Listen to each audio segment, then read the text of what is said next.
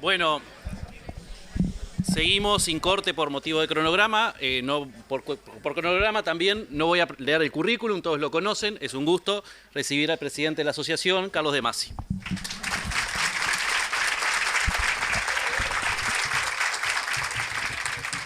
Bueno, buenos días de nuevo. Muchas gracias por la paciencia. Bueno, no tenemos mucho tiempo. Me han empujado contra el almuerzo. No es un mal lugar, pero en concreto, digamos, plantea algunas exigencias precisas. ¿Cuánto tiempo tengo? 25. ¿Pueden ser 35? Bueno, a ver, el punto es digamos, creo que voy a hablar de un aniversario que lo inventé yo, porque no sentí que nadie recordara para nada que se cumplieron 150 años del incidente del 10 de enero de 1875, que fue el que dio origen a lo que después desembocó en el militarismo. Y muy pocos mencionaron, medio así como diciendo de memoria, bueno, pero la ley electoral, que justamente este año se cumplen 100 años de su aprobación, sí, justamente, pero digamos, esos dos aniversarios quedaron un poco perdidos. Y quería mencionarlos un poco porque creo que son importantes. No sé, es cierto, no está bien que la nación recuerde sus incidentes más sangrientos, es decir, ya lo dijo Renan, el olvido forma parte de la nación, así que vamos a no removerlos, pero como ese episodio es un poco fundacional en la historia electoral de este país, me parecía importante, por un lado, recuperarlo y por otro lado, tratar de hacer el recorrido, digamos, que continuó después. A ver, hay dos o tres cosas. La primera, existe, como decía Valentina hace un ratito, una especie de saber difuso en la sociedad, de que bueno, la historia política del Uruguay es una historia particular. Ya alguna vez me tomé un poco en broma este asunto y me rezongaron bastante en una mesa como esta, con más gente. Tenemos los partidos más antiguos del mundo. ¡Uruguay nomás! ¿Qué quiere decir tener los partidos más antiguos del mundo? ¿Qué cosa es? ¿Qué es eso? ¿De qué hablamos? Y allí, digamos, en buena medida nos ha marcado con mucha fuerza la cancha el Pibel de Voto. Sobre todo el Pibel de Voto que va desde historia de los partidos políticos en adelante. Porque el Pibel de Voto anterior que existe nunca había mencionado ni los partidos políticos, ni siquiera Pibel de Voto. Lo mencionaba a Uribe, ni siquiera Pibel de Voto lo mencionaba a Uribe, en un artículo muy interesante que se puede leer en internet, está en Anáforas, en la revista Nacional 1938, que tiene un título que para Pibel es insólito. El título es El proceso de la independencia nacional. ¿Cómo proceso de la independencia nacional, don Juan Ernesto? Si usted nos dijo que el 25 de agosto se concretó. Y después encima nos contaba cómo había dos y solo dos partidos políticos, no menciona los partidos políticos en el 38, en el 42 los menciona, y además dice que eso organiza la historia nacional. Y después ya, digamos, se sobrepasó, se fue de mambo y ya le gustó encontrarlo en la época colonial. Y en Raíces Coloniales hace, digamos, allí el núcleo de lo que van a ser después los partidos políticos. Estoy seguro que si hubiera encontrado el diario de viaje de la expedición de Solís, ahí encontraba el origen de los antecedentes del... Bueno, pero no, vamos a mirarlo de otra manera y creo que se puede mirar, que hay una historia muy rica para descubrir allí. Hay una cosa que es, digamos, un poco donde está el núcleo de la presentación que hace Pibel de Voto en la historia de los partidos políticos y que es un poco lo que más nos confunde. Pibel de Voto construye la historia de los partidos políticos desde el presente hacia atrás. Entonces, los partidos políticos siempre están. Claro, si uno mira con un determinado lugar, desde un determinado lugar hacia un determinado punto, siempre va a encontrar lo que está buscando. Entonces, los antecedentes de los partidos políticos los encontrás en todos lados. En 1810, ya Pibel de Voto marcaba dos partidos, dos bandos en 1810, dos bandos en 1825, dos bandos en 1831. Pará, aflojá, nunca hubo más disidencias que esas. Entonces, primera precaución, tratar de no tomar en cuenta, digamos, de no utilizar las características de nuestro sujeto de estudio como herramientas para analizar el pasado. Las características que tiene ahora son de ahora. Vamos a ver cómo eran antes.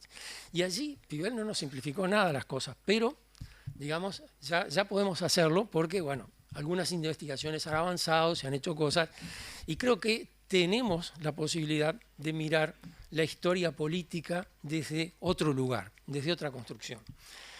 A ver, aquí, digamos, se nos plantea la pregunta, bueno, ¿cuándo surgen los partidos? ¿Qué relación tienen los partidos con la formación de la nación? Es decir, las hipótesis básicas de Pibel, ¿qué validez tienen? Bueno, primera cosa, una cosa es partido y otra cosa es partido político. Y uno de los problemas que tiene la historia de los partidos políticos de Pibel es que nunca nos dice lo que son los partidos políticos, pero siempre nos dice que contra partido, acá están hablando de partidos políticos. Y entonces cita algunas frases que a veces son frases desesperanzadas, gente que está escribiendo algo y ya, 1852, y dice, bueno, tenemos que aceptar que los partidos forman parte de la vida de las sociedades y estarán siempre presentes. Entonces ahí Pibel lo toma como un modelo de aquellos que niegan los partidos políticos. Miren, acá tenemos una... Y el tipo en realidad se está tirando de los pelos, está diciendo, bueno, qué barbaridad, no tenemos más remedio que aceptar esto. Que son, digamos, algunos de los aspectos centrales. Fíjense una cosa, nos ubicamos en 1830, estamos, digamos, acaba de redactarse la Constitución, la tenemos ahí. Tenemos 2 o 3 problemas para resolver. Primer problema, las elecciones. La elección, el gesto electoral es la unión simbólica entre el ciudadano corriente y el orden político. Ir y votar, y estoy haciendo un gesto así, pero está mal, no lo tengo que hacer. Ir y votar es, digamos, el momento en el cual la persona se liga, valida la institucionalidad, valida el orden institucional. Ahora, ¿por qué va a votar? Buena pregunta. Siempre recuerdo la presentación que hace Roca Sáenz Peña de la ley de voto secreto en 1910-1911 en Argentina. Hace toda la presentación y termina diciendo, y ahora quiera el pueblo votar. No podés hacer otra cosa, hay una exhortación. No va más que eso. Pero además, las elecciones son uno de los problemas principales que tiene todos los órganos, las institucionalidades republicanas. Las instituciones siempre son, digamos, las elecciones siempre son lugar de conflicto. Siempre se arma lío, en todos lados. En todos lados. En Francia, en Estados Unidos, en Inglaterra y por supuesto también en Uruguay. Entonces, digamos, si uno quiere ir a votar, si hubiera tenido la prefiguración de la exhortación de Sáenz Peña y quiere ir a votar, sabe que en ese lugar se va a armar lío. Entonces se va a meter en un lío. Entonces, si te vas a meter en un lío, ¿a qué vas a ir a votar? ¿Cuánta gente va a votar en las primeras elecciones? Bueno, poquísima. Y no es porque la gente no tenga, digamos, adhesión a la República. Si no hubiera tenido adhesión a la República, tiraban a la República al diablo en 5 minutos. Era un lío tener una república. Pero en cambio, digamos, el gesto de ir a votar es complicado, porque uno lo dice públicamente, queda medio en evidencia, hay ahí conflictos de poder y uno queda metido en el medio, y si es un ciudadano corriente, más bien que no quiere lío con eso. Es razonable que no lo quiera. Por otro lado, digamos, el punto, el primer problema, el problema de las elecciones. Segundo problema de los partidos. Los partidos, no los partidos políticos, los partidos. ¿Qué es un partido? Es una parte de la totalidad que busca un interés particular que va contra el interés general. ¿Se explica esto? Es decir, la idea de la unidad de la institucionalidad política es una idea muy fuerte. Estaba representada antes en el rey. Estar en contra del rey es ser un traidor a la nación. Bueno, ahora desapareció el rey, entonces ¿a qué somos leales? ¿Cuál es nuestra lealtad? Bueno, nuestra lealtad es hacia el bien común expresado en la Constitución. Cualquiera que diga algo diferente está marcando algo que es contrario al bien común, porque el bien común es evidente para todos. Si vos decís algo distinto que nadie se había dado cuenta, es porque es un interés particular. Entonces, partido representa el interés particular de determinadas personas. Eso referido a la política. Específicamente. Ahora, vamos a ubicarnos digamos, en la redacción de la Constitución. Tenemos que redactar la Constitución. En general también la Constitución del 30 tiene muy mala prensa y hay 2 páginas del libro de la historia del Uruguay de 1830 a 1930 de Pibel Devoto, del cual se cumplen 80 años de su publicación, porque es del año 45. Ahí Pibel Devoto nos pone 2 páginas de las fallas y los errores que tiene la Constitución. Entre las cosas que tiene como errores es que no toma en cuenta los partidos políticos. No existían, don Juan Ernesto, no seas malo. Pero además, ninguna Constitución va a tomar en cuenta los partidos políticos porque justamente son el factor de desorden. La Constitución tiene que resolver un problema, todas las constituciones lo tenían que hacer, en cierta medida todos lo hacen, que es difícil de resolver, que es el problema de cómo definimos el pueblo o qué lugar le damos al pueblo. El pueblo es el soberano, es el depositario de la soberanía, es el que, digamos, el origen de la legitimidad, pero también es el que provoca líos, el que arma relajo, el que provoca desorden. El pueblo es aquel que Artigas invoca, cuando dice lo que recordaba Ana hoy, finalmente pedirá usted la independencia absoluta de estas colonias, estos pueblos, la soberanía particular de los pueblos será precisamente, esa es una parte, y otra parte es, yo qué sé, las tropas orientales en el Ayuí, el pueblo oriental es que reunido y armado reclama por sus derechos. ¿Con cuál de los 2 pueblos nos quedamos? Es decir, con uno tenemos que tomarlo como la base de la legitimidad, y por otro es el monstruo que en cualquier momento nos desparrama todo. Y la Constitución del 30, digamos, resolvió eso de una manera bastante rara y que ha generado bastante confusión. Si uno dice, bueno, la Constitución establece limitaciones para el ejercicio del sufragio. Claro, hay que tratar de que la gente que vote sea aquella parte del pueblo que, más o menos, la que uno pueda confiar. Entonces, ni sirvientes a sueldo, ni peones jornaleros, ni deudores morosos al fisco, ni ebrios consuetudinarios, les advierto que ya esa no rige, así que no hay problema. Y analfabetos. Y en los analfabetos, uno dice, mirá, le prohíbe a los analfabetos. Sí, pero a continuación tiene un agregado. El agregado dice, este artículo comenzará a regir para los que ingresan a la ciudadanía a partir de 1840. Es decir, que los que ingresaron a la ciudadanía antes de 1840, no importa que sean analfabetos, votarán toda la vida. Entonces, la Constitución de 1830 inicia la vida política de este país en el marco del sufragio universal. ¿No? Es decir, ¿quiénes quedan afuera? ¿Cuánta gente a la que se le podía probar que era deudor moroso al fisco o que, como era sirviente a sueldo peón jornalero? O ¿cuántas limitaciones quedan después que uno levanta esa y ve que las otras son inaplicables? Esto se reconoce en la ley electoral de 1830. La ley electoral de 1830 establece expresamente que los analfabetos pueden votar y para que puedan votar así, con plena conciencia, pueden llevar sus nombres anotados en una lista. Quiere decir que desde 1830 se está votando con una lista. Que la persona que llevaba la lista y que iba a votar no tenía que leer, porque si era analfabeto, es decir, que ni siquiera sabía teóricamente cuáles eran los nombres. El presidente de la mesa debía leerlos en voz alta y allí se anotaba un voto por cada uno de ellos.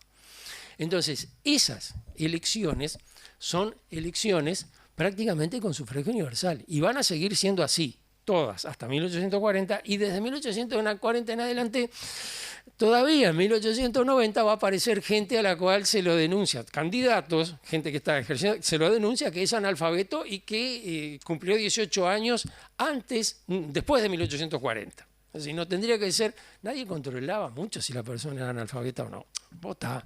El problema no estaba ahí.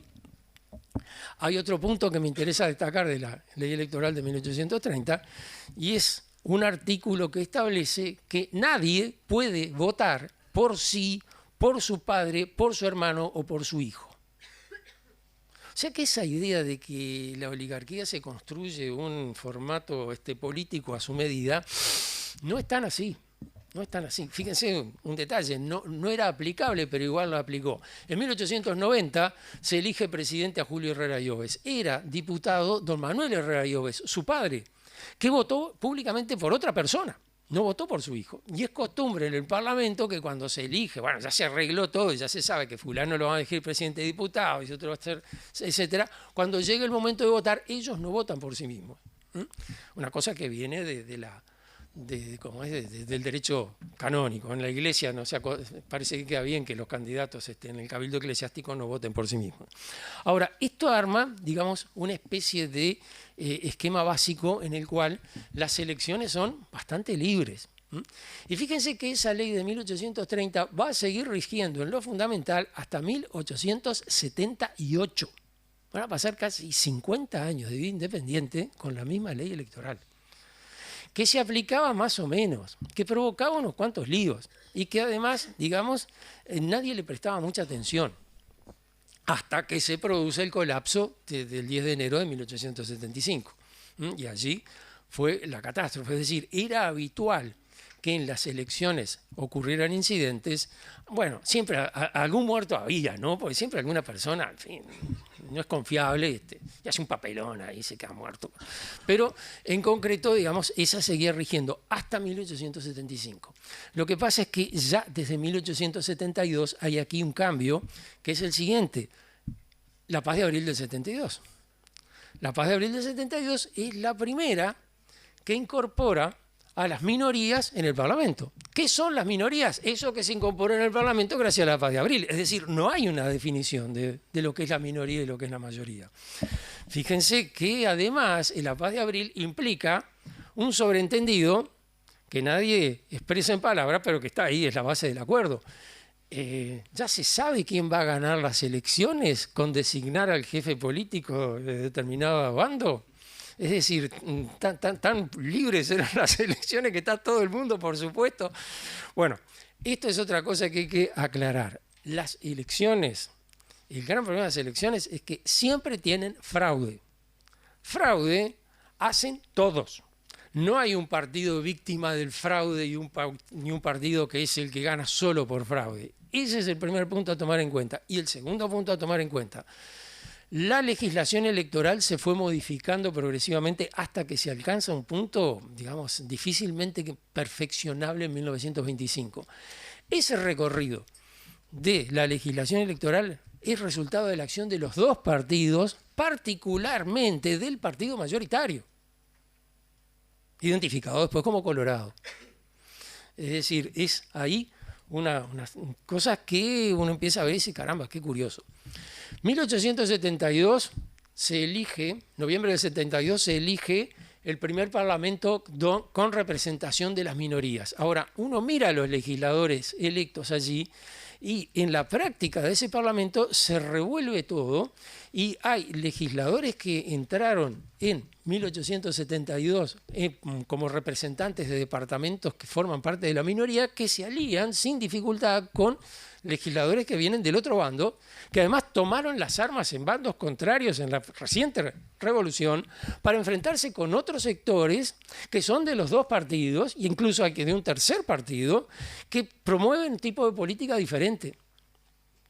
Y entonces uno se encuentra que Estanislao Camino vota siguiendo a los... Estanislao Camino, firmante por los blancos, por los revolucionarios, mejor dicho, uno de los firmantes de la paz de abril del 72, senador por Canelones, vota por el candidato candombero para 1872. Es decir, termina dándole sus votos a Ellauri, porque no es el que les gusta, pero en definitiva, igual que toda la banda candombera colorada, votan todos juntos y queda apartado, digamos, un sector que a los cuales se les empieza a llamar principistas. Ahora, uno mira esto y dice, bueno, ¿cuántos partidos hay acá? Bueno, acá tenemos una base importante, ahora tenemos una base importante y un libro muy importante que se ha publicado recientemente, que es un trabajo notable, que justamente mira la historia desde el otro lado, no desde los partidos políticos hacia atrás, sino desde acá hacia adelante, que es la tesis doctoral de Clarel de los Santos, que se titula algo así como del círculo al club, y tiene un subtítulo. Clarel de los Santos empieza a repasar las asociaciones, el asociacionismo, como le llama él, desde el origen, desde la época colonial en adelante. ¿Cuándo aparecen las asociaciones políticas? ¿Qué carácter tiene? ¿Cómo funcionan? ¿Qué relaciones tienen entre ellas? Bueno, en la década del 50, Clarel de los Santos cuenta como 6 asociaciones políticas diferentes que todas llevan la chapa Partido Colorado. 6 asociaciones políticas diferentes. Bueno, pero son todas coloradas, sí, pero una de ellas se juntó con otro para sacar del gobierno a otra asociación política que también era colorada. Venancio Flores fue derrocado por una revolución y el que promovía la revolución era otro colorado, José María Muñoz. Es decir, allí hay digamos, bastantes conflictos y los partidos políticos son cosas bastante más confusas de lo que allí se menciona. En el libro de Piguel encontramos muchas veces señalado que no se habla de los partidos en la bibliografía y eso se debe a que se trata de ese desvarío intelectual de que quieren negar la existencia de los partidos.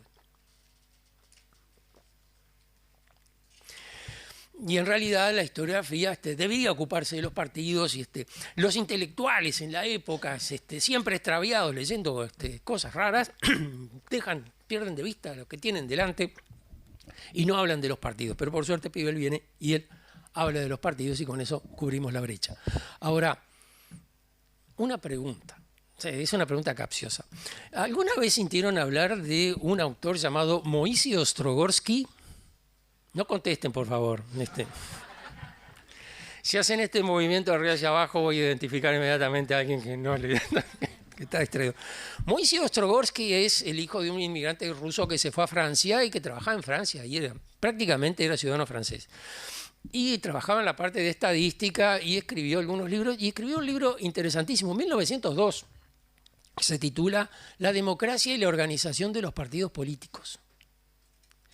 Y allí Ostrogorsky en la presentación dice, soy el primero que se está ocupando de los partidos políticos. No he podido encontrar ninguna referencia a los partidos políticos antes que esta. Está hablando en Europa. Y dice, nadie habla de los partidos políticos. Yo voy a hablar de los partidos políticos. Y para hacer los antecedentes de su trabajo, tiene que sudar bastante, va a Inglaterra, se comunica con gente de Estados Unidos, mira la historia en Francia. Es decir, un libro interesantísimo, un bloque de este tamaño.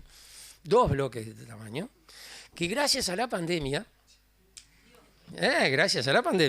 y a la generosidad que por alguna razón extraña la pandemia produjo durante un lapso bastante restringido de tiempo, lo pude bajar entero de la Biblioteca Nacional de Francia.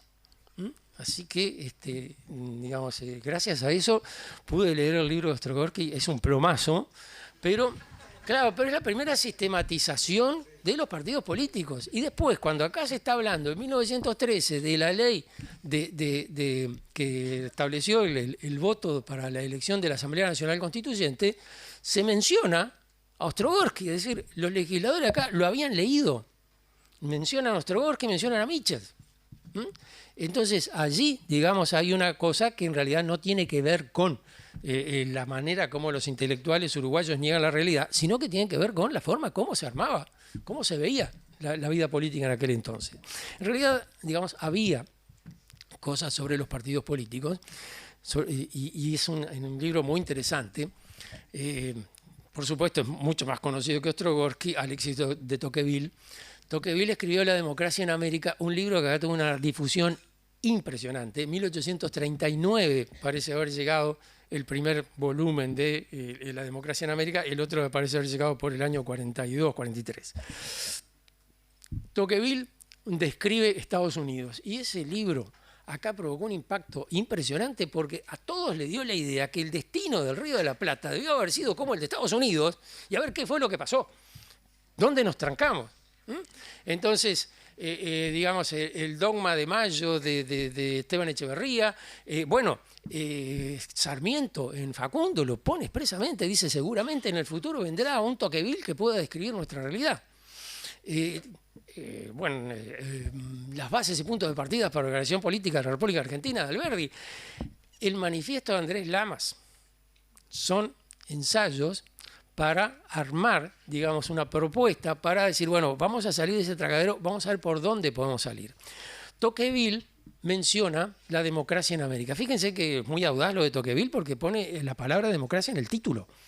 La democracia en 1830, cuando 35, era una mala palabra, era el equivalente al crimen político. El único antecedente democrático reciente que había era la Convención Montañesa, es decir, el terrorismo de Estado en carácter originario. Entonces, allí, digamos, Tocqueville habla y dice algunas cosas interesantes sobre los partidos políticos. Dice muchas cosas interesantes que uno después encuentra reflejados en el manifiesto de Andrés Lamas o que encuentra reflejado en el libro de Alberdi. Pero sobre los partidos políticos dice algunas cosas muy interesantes. Sobre los partidos políticos son el drama de las repúblicas. Siempre hay partidos políticos, son un atraso. Los partidos son una cosa, pero hay dos tipos de partidos. Están los grandes partidos políticos, dice Tocqueville, que son los que tienen un gran proyecto social, que quieren organizar la sociedad, que proponen, digamos, una forma de estructurar la vida política, y los pequeños partidos que son solo objeto de la ambición personal. Todos son objeto de la ambición personal, pero los grandes partidos políticos son aquellos que quieren organizar la sociedad. Y dice Tocqueville, los grandes partidos políticos organizan la sociedad, los pequeños partidos la sacuden, la alteran. Es decir, hay algún tipo de partido que es al que llama Tocqueville políticos, la expresión ya circulaba, pero se usaba muy poco, que son aquellos que proponen organizar la sociedad. Ahora, ¿qué pasa con esos partidos? Que no pueden durar mucho tiempo. Es decir, partidos que tienen un proyecto político particular y etcétera, etcétera, una vez que ese proyecto político se concreta, debe desaparecer. Ya cumplió su función. Chao. Entonces, digamos, le dejan lugar a esos pequeños partidos que son manifestación de la ambición personal y que van a durar poco. Entonces, digamos, en ese contexto, cuando en 1872 se hacen las elecciones y se van a elegir a los integrantes de esa nueva asamblea, uno encuentra, por ejemplo, que entre el representante por Cerro Largo, son 2 diputados, uno de ellos es Agustín de Bedia, principista, de onda, y el otro es Bernabé Rivera. ¿Y Bernabé Rivera quién es? Es el hijo de Bernabé Rivera, que en la Revolución de las Lanzas fue secretario de Ángel Muniz. Ángel Muniz era blanco, Bernabé Rivera venía de tradición colorada, no hubo problema, peleaban juntos. La Paz de Abril del 72 la firma Estanislao Camino, como ya dije, y José Gabriel Palomeque. Y Palomeque viene del lado colorado. Anacleto Medina era colorado. Entonces, ¿qué es la Revolución de las Lanzas? ¿Es una revolución blanca? No, es una revolución de gente que viene de las dos tradiciones, una revolución propiamente nacional. Por eso es que tiene, digamos, rescata toda esa simbología. Es tan curioso. Uno dice, bueno, una mañana, diciembre de 1870, los revolucionarios han hecho campamento en La Unión, la ciudad se siente de nuevo como sitiada, y una mañana ven que en la fortaleza del cerro flamea la bandera nacional. ¿Qué más vas a ver arriba de la fortaleza del cerro, loco?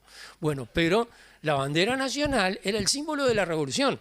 Que estuviera la bandera nacional sobre la fortaleza quiere decir que los revolucionarios habían tomado la fortaleza. Es decir, lo que para nosotros parece lo razonable, bueno, en aquella época era el anuncio de la catástrofe. Entonces, José Cándido Bustamante, que era el presidente, el jefe político de Montevideo, establece, bueno, estamos en situación de emergencia, esto hay que estar alerta, en cualquier momento puede producirse un ataque, en caso de ataque se levantará sobre el cabildo una bandera que anuncie la situación de peligro. ¿Color de la bandera? Colorada. Es decir, el ejército del Estado pelea con la bandera colorada y el ejército revolucionario pelea con la bandera nacional. ¿De qué lado está la nación? De los dos. Ahora, ¿cuál se pone de cada lado? Ah, bueno, esa es otra historia. En 1875 se produce el episodio y digo que resulta traumático, y entonces allí se empieza a incidir sobre la legislación electoral. Se aprueba, digamos, antes de eso se había aprobado en 1874 una nueva organización del registro cívico. Esto es fundamental porque, digamos, tenés que saber quiénes son los que pueden votar y después saber si esos efectivamente votaron. Y cuando se va a discutir la ley electoral, bueno, allí se produce el incidente, se disuelven las cámaras, etcétera, etcétera. Y entonces La Torre aprueba un decreto ley en 1878 que es la nueva ley electoral, que tiene algunas novedades. A saber, aparece la urna Por eso dije el voto, así, no es este gesto. Recuerden que en el himno el voto al alma, el alma lo pronuncia, no lo pone, no lo deposita. ¿Eh? Exactamente. Pero ahora el voto tiene que ir en un sobre blanco metido adentro de la urna. El sobre tiene que ser blanco y tiene que tener determinadas cosas, etc. Es decir, el voto es secreto. En el momento de votar nadie sabe qué va a votar, qué se votó. Como dice en una fórmula muy interesante Justino Jiménez de Arechaga, el voto es secreto, pero el escrutinio no lo es. El voto está firmado. Tenés que poner la firma de alguna manera, y como ya para entonces se supone que gente que ingresó a la ciudadanía en 1840 ya debe quedar muy poco, alcanzaba con que pusiera su firma para que ya con eso. Es decir, allí tenemos el primer cambio importante. El voto es secreto. No se sabe, porque una de las cosas que había provocado el incidente en 1875 era la encuesta boca de urna. Cada uno que venía y votaba, todo el mundo se iba notando quién iba llevando la ventaja. Y según todos dicen, la ventaja la llevaba la lista, lo que se llamaba lista popular, la que encabezaba José Pedro Varela. Entonces, allí, digamos, empieza el tema del voto secreto. Ahora, claro, esto no. ¿Cuánto tiempo va quedando? Quedarían 5 minutos. 5 minutos. De los 35 que pidió. Bueno, vamos a hacer entonces un gesto de autoridad. El almuerzo va a ser a la 1:30 de la tarde. No, cortito hacemos un poco de periodización. La Torre hizo dos cosas: aprobó esta ley y además eliminó las elecciones para cargos judiciales. Nunca más se eligió un teniente alcalde. Pero las elecciones para cargos judiciales era un punto crítico. Allí es donde está el punto, digamos, allí es donde está el problema. Quien controla la vida, digamos, el poder judicial en el departamento, tiene el control del departamento. Entonces, una de las primeras cosas que decide el Parlamento que asume en 1879, creo que en 1881, decide que se va a devolver la elección de los cargos de juez de paz. Los jueces de paz vuelven a ser electivos, porque allí en la elección de juez de paz es donde, digamos, el juez de paz es el que resuelve los problemas, los conflictos sociales del departamento. Sobre todo, seguramente, uno que aparece permanentemente en las actas parlamentarias, que es el tema de la propiedad de la tierra. ¿Quién es el propietario de qué pedazo de tierra? Bueno, el juez de paz es el que, bueno, pues yo quiero el juez de paz que esté de mi lado. Y el juez de paz es también el que preside la comisión calificadora para hacer el registro el registro cívico, y también preside el escrutinio electoral. Entonces, las dos cosas están atadas. Bueno, quedaron atadas a partir de 1882, más o menos, se le devolvió el carácter electivo a los jueces de paz, que no lo tenían antes, antes eran tenientes alcaldes. En 1887 pasan dos cosas importantes. Por un lado, se crean las juntas electorales. Es decir, se separa lo que es, digamos, la función judicial de lo que es el control de las elecciones. La Junta Electoral se elige junto con la Junta Económico-Administrativa. Las elecciones eran en domingos sucesivos, no eran todas el mismo. Y allí, digamos, en la Junta Electoral se va a ocupar de los temas electorales, y allí empieza a haber, digamos, la creación de una especie de legislación específica que tuviera que ver con el tema electoral. Y también en ese año se toma una medida que es muy significativa, me parece a mí, que es la de subdividir las circunscripciones judiciales a los efectos de las elecciones. Es decir, aparecen los circuitos. Antes votaba todo el mundo en el mismo lugar, y todo el lío que se armó acá fue en la puerta de la iglesia de la Matriz en el año 75. Bueno, ahora hay distintos circuitos y se establece que razonablemente está bien que cada circuito tenga 300 inscriptos, 250 inscriptos. Que ya nos está indicando, primero, que va más gente a votar, y segundo, más o menos cuánto duraba el proceso de votación. Si uno piensa, bueno, la votación, las mesas comienzan creo que a las 9 de la mañana y eran hasta la caída de la tarde. Bueno, ¿cuántas horas son? Más o menos con qué frecuencia puede haber, digamos, votación en esos casos. Después, digamos, 1892, creo que es, 92-93, Bauzá establece, digamos, el registro cívico permanente, que es un gran avance, pero Bauzá se encarga de controlar absolutamente todo este asunto. Las juntas electorales van a estar presididas van a tener 9 miembros, presididas por el jefe político del departamento, el presidente de la Junta, el recaudador de rentas, 3 funcionarios del Poder Ejecutivo, más 3 designados por el Parlamento, más 3 que salen a sorteo.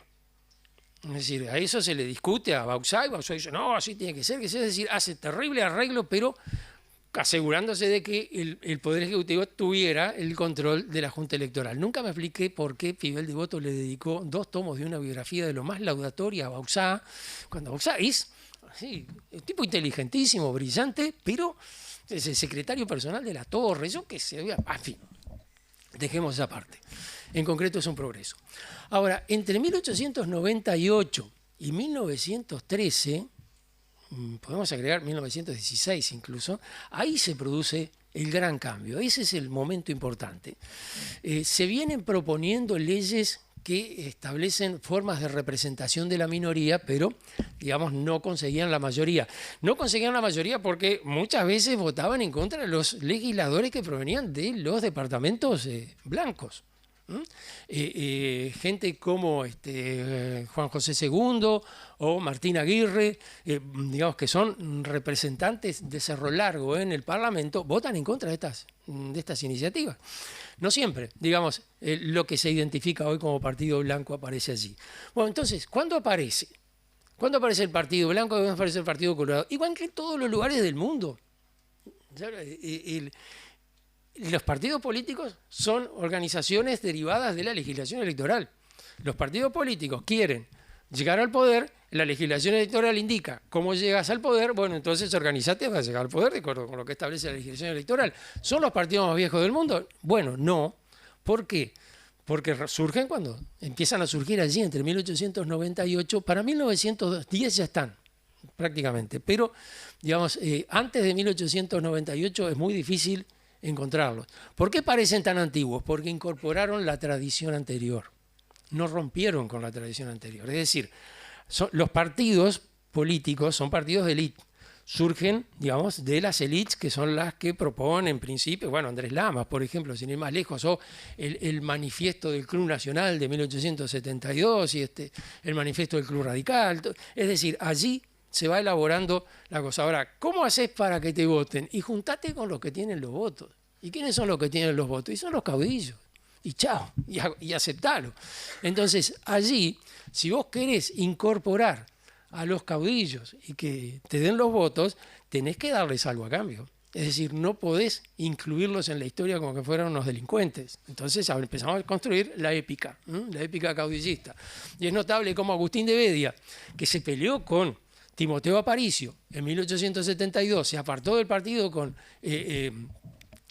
Roberto Lavandeira, muerto el 10 de enero del 75, y fundaron el Partido Nacional, otro partido distinto del Partido Blanco. Cuando muere Timoteo Aparicio le escribe toda una crónica de lo más laudatoria. Es un tipo bárbaro Timoteo Aparicio, no sé cómo de Bedia no se había dado cuenta hasta ese momento, pero suele pasar.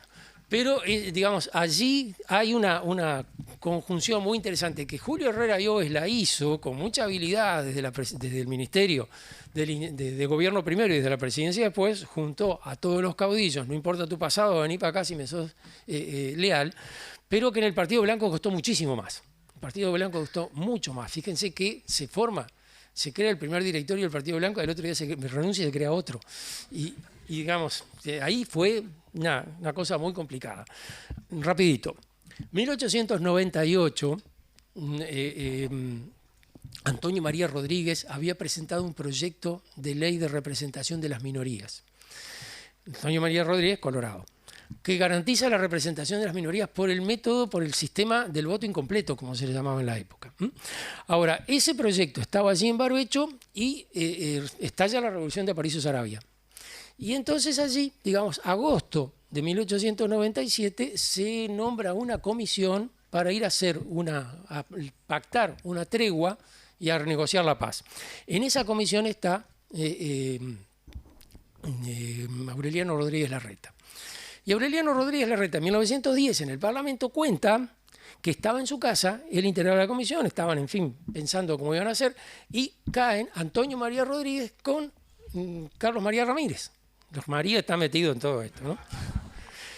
A proponerle que entre las bases de acuerdo incorporen el texto de la ley electoral que había presentado Antonio María Rodríguez. A Aureliano Rodríguez Larreta le pareció bien, le propuso a José Pedro Ramírez y por eso en las bases de la paz de 1897, primero en la tregua de Azeguay, después en la paz del Pacto de la Cruz, aparece el tema de que el gobierno va a impulsar una ley que garantice la representación de las minorías por el sistema de voto incompleto. Eso se aprueba en 1898. De hecho, aunque no se mencionan, allí la minoría quiere decir Partido Blanco, la mayoría quiere decir Partido Colorado.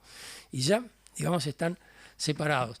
Fíjense que hasta 1886, Revolución del Quebracho, uno encuentra blancos y colorados de los dos lados. La dirigencia de la revolución son blancos y colorados. Aquella cosa medio delirante que se propuso Dubimioso Terra en 1891, que hacer una revolución y derrocar el gobierno de Julio Herrera Llobes, proponía como presidente de la República a Lorenzo Latorre. La revolución iba a ser para que Latorre. Parece delirante, ¿no? Bueno, eso en 1898 ya no. Ningún colorado participó en la revolución del 97 y hay un famoso discurso de Valle diciendo que ningún colorado tiene que participar. Que además Valle era el candidato a ser el aliado. Ahí, digamos, rápidamente, hay leyes electorales, después de la de 1898, que aprueba ese Consejo de Estado, en 1904, en 1907, en 1910 y en 1913. Es decir, que para cada elección hay una ley electoral diferente. La de 1913 es para la elección de la Asamblea Nacional Constituyente. En 1904, Valle Ordóñez recompone la distribución de diputados, dándole menos diputados a los blancos, por supuesto, pero con una racionalidad sostenible, que es decir, bueno, vamos a darle más diputados a las zonas que están más pobladas. En Flores, que tenía 3 diputados, había un diputado por cada 5.000 habitantes. En Montevideo, que tenía creo que 16 diputados o 12 diputados, era uno por cada 40.000. Es decir, bueno, vamos a repartir un poco mejor. Y de paso, casualmente, Valle no era culpable de eso, pero ya que estaba, las zonas más pobladas eran las zonas donde los colorados eran más fuertes, ya que estaban. Eso que Juan Andrés Ramírez llamó la ley del mal tercio, porque recuerden que tenían que llegar al tercio tenían el tercio de representación, se llegaban al 25% del electorado y Valle Ordóñez le quitó eso, bueno, el 30%, pero no eliminó la ley, dejó la representación de las minorías. En 1907 hay un reacomodamiento de esta ley donde se redistribuyen los diputados y se le da un poco más. Por ejemplo, Flores, en vez de tener un diputado, pasa a tener 2, y etcétera, y entonces allí como que queda una proporción mejor para los blancos. En 1910, esa es la ley notable, en 1910 es la ley de doble voto simultáneo, que es la primera que menciona a los partidos políticos en la ley. Y es la primera en la cual se vota por lista y no por persona. Se cuentan los votos a la lista, que tiene un lema, y ese lema es el nombre del partido. Y esa ley, ¿quién la propone? Ni la proponen los colorados, y la defienden los colorados. Es insólito. Fíjense que, y ya con esto voy a terminar. Digo esto porque siempre queda bien, la gente se serena. Ahora sigo nomás, pero haberlo dicho me descarga la conciencia. Decía, en 1907 había ocurrido una situación en Soriano que allí les interesaba señalar, y era la siguiente. Bueno, el Partido Nacional, como ocurría normalmente, estaba dividido en Soriano. Entonces, van a las elecciones y se presenta una lista Partido Colorado, una lista Partido Nacional, y una lista, un partido que le pusieron el nombre de Partido contra el Director y una cosa así, que sacó 120 votos, pero que era la cantidad de votos que le hubieran servido a la lista anterior para sumar y tener un diputado. Como resultado de eso, los colorados tuvieron los 3 diputados de Soriano en vez de haber tenido 2. Pero son los colorados los que defienden que se haga esta transformación para que se vote, digamos, cada vez se cuenten primero las listas por partido y después las diferentes listas para que justamente todos los blancos pudieran sumar dentro de la misma línea, para que los blancos hubieran podido tener un diputado en Soriano. Esto, por supuesto, no lo hacen de generosos. pero creo que hay digamos, una visión muy clara de las demandas políticas de la ciudadanía. Acá permanentemente están aumentando en cada elección las personas que participan. Y esa participación electoral les está demandando algo. Fíjense lo que eso significa en cuanto a que bueno, el Partido Colorado sacrifica posiciones, el Partido Nacional las obtiene, porque sería imposible ninguna evolución electoral si tenés la oposición de la mayoría. Y si los colorados tienen siempre la mayoría y están en contra de esto, nunca tenés ninguna transformación electoral. Bueno, ¿y qué parte le cabe a los blancos en esta? Fíjense, la ley de elección de Asamblea Nacional Constituyente 1913. Estamos bajo el amparo de la Virgen María porque la negocian Antonio María Rodríguez y Julio María Sosa, además de Carlos María Ramírez, que había estado antes. Y allí se negocia una ley de voto secreto, sufragio universal. El voto además con cuarto secreto, donde la persona iba y ponía el voto en el sobre afuera. Fíjense que en 1914, en abril de 1914, había sido la primera elección con voto secreto con isoloir, como le llaman, en Francia. Y acá teníamos la misma en julio del 16, ya lo teníamos en la ley. No fue Francia el primer lugar que puso esto, pero digamos, muestra un poco la dirección que viene la evolución. Cuando se va a votar la ley que establecía prácticamente la representación proporcional como tienen las juntas departamentales ahora, es decir, el que gana tiene la mayoría y después el resto se reparte proporcionalmente. Herrera pidió voto, como es que se votara, que se votara de a uno, que se tomara, ahí está. Y digamos, Aureliano Rodríguez Larreta le dice, mire, no se preocupe, ellos van a votar todos a favor y nosotros vamos a votar todos en contra. Y efectivamente la ley se aprueba por mayoría. Herrera pide la palabra y dice, quiero dejar constancia de que yo voté en contra. Gracias a esa ley ganaron las elecciones de 1916. Las elecciones del 30 de julio de 1916 la ganaron gracias a esa ley.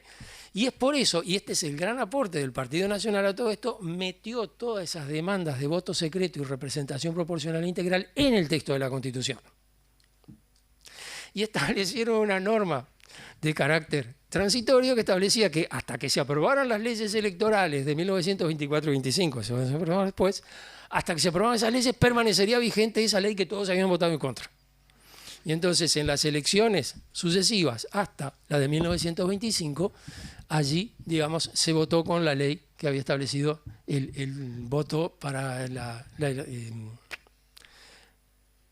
ahí está. Una última cosa, fíjense que fue la primera elección en la cual se estableció que podían votar los analfabetos. Y se hizo un registro de analfabetos. Bueno, voto está en la lista B, que es la lista de analfabetos.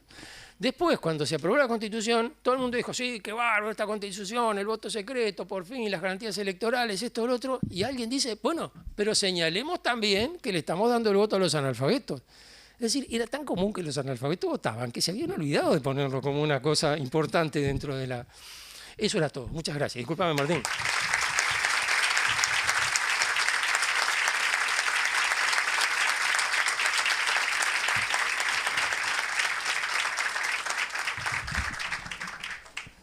Tres avisos. Vamos a correr el reinicio a 13:45 porque son las 13 y tuvimos algunos ajustes de cronograma, le pedimos paciencia, especialmente a los ponentes, pero bueno, la idea es que podamos almorzar medianamente tranquilos, o sea que 13:45 trataríamos de recomenzar.